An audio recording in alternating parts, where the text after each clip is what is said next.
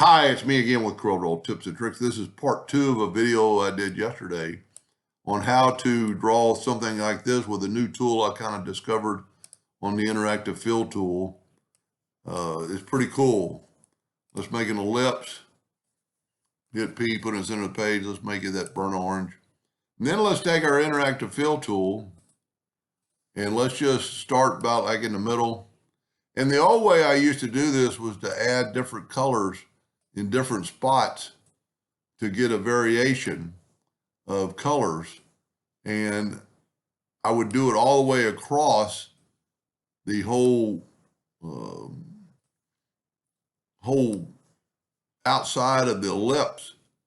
And then I discovered this yesterday, and this is pretty cool.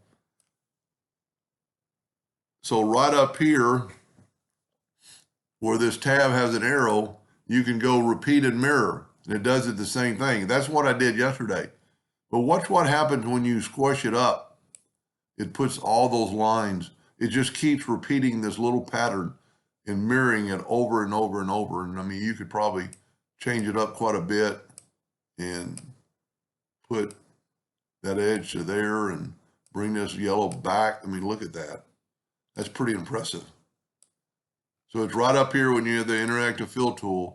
It's got this little arrow. It's default fountain fill, which I don't really, and repeat, but repeat and mirror.